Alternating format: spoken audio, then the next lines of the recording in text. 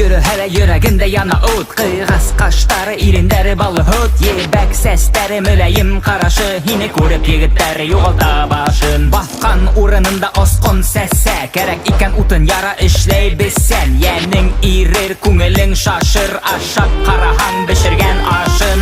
Kızık hındırmay onu hinhatıp algan seskeler. Gerekmey hinin aksan ısın mühabbet gerek. Baksala yilek ustere yer kada tutup körek. Biye havup kımız bişele seyse metruşkelep. Tedre tübünde gülleri. Kara dingizey kuzleri. Yumşak yağımlı huzleri. Yırla yırlamay tuzmenin. Hey him başkurt kızı. Kıyğas kaş iyin kızı.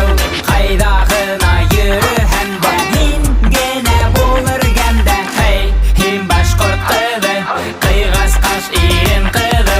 Kaydağına yürü hem de. Hin gene bulur gemde. Hey.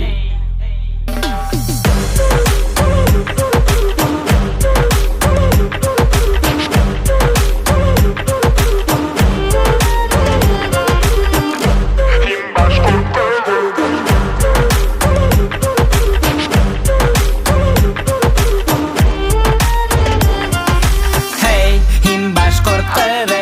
Kıyğas kaş irin kızı. Kaydağına yürü hem de. Вот и сказочки конец. А кто слушал, молодец. Сидите дома, никуда не выходите.